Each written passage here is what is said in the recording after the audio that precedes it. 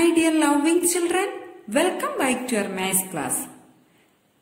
Today we are going to learn a new lesson in math, that is lesson 6, fractions.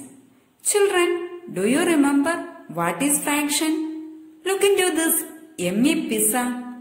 This pizza is divided into 6 equal pieces and I am going to take one piece out of this 6 pieces. Now let us try to write this as a fraction. Fractions can be written using two whole numbers and a line. From our example, number of parts I took divided by total number of equal parts. Here, how many parts I took? Here I took only one piece out of 6 equal pieces. That is 1 by 6. We can read this as 1 by 6. Here 1 is the numerator and 6 is the denominator. The numerator tells us how many parts are taken from the whole, and the denominator tells us total number of parts in a whole. Thus, a fraction is a part of a whole or part of a group. It might be part of a pear, half of an apple, or a tree of a dozen, etc. There are 3 types of fractions: proper fractions, improper fractions, and mixed fractions. When the numerator of a fraction is less than or smaller than the denominator, the fraction is called a proper fraction. For example, 1 by 2, 3 by 4, 5 by 6, etc. When the numerator of a fraction is greater than or equal to the denominator, the fraction is called an improper fraction. For example, 3 by 2, 7 by 4, 6 by 5, etc. Then a mixed fraction consists of a whole number and a proper fraction. 1 by 2. Here 1 is the whole number and 1 by 2 is the proper fraction. 2, 3 by 4. 2 is the whole number and 3 by 4 is the proper fraction, etc. We can convert an improper fraction into a mixed fraction and a mixed fraction into an improper fraction. Let us see this with some examples. Convert 3 by 2 into mixed fraction. Which type of fraction is this? This is an improper fraction. We have to convert this into mixed fraction. For that, we divide the numerator with its denominator. That is, consider 3 as the dividend and 2 as the divisor.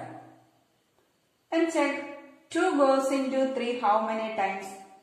2 goes into 3 only one time. 1 2s are 2. Then subtract. Remainder is 1. Thus we can write 3 by 2 as 1 by 2. This means that 2 is completely one time in 3 and the remaining is 1 by 2. Let us discuss one more example. Convert 15 by 11 into mixed fraction.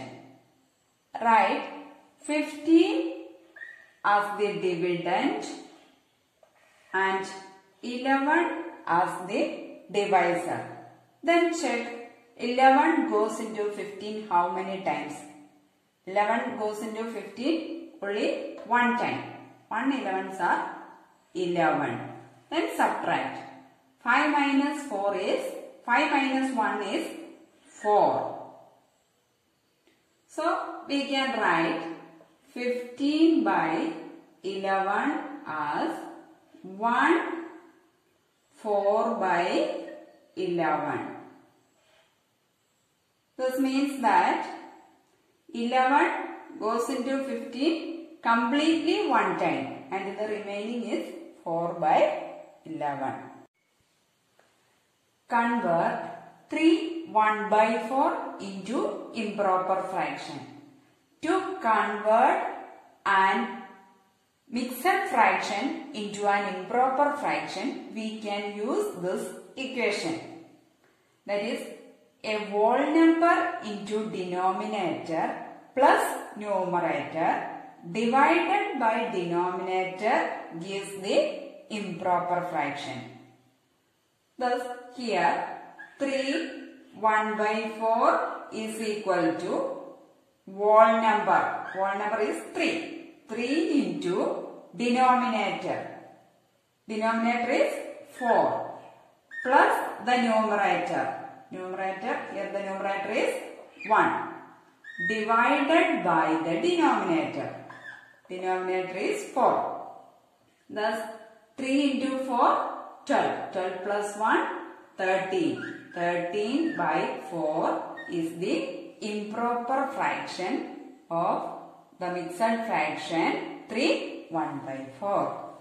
Our next topic is about like fractions and unlike fractions. Like fractions. Fractions that have the same denominator are known as like fractions.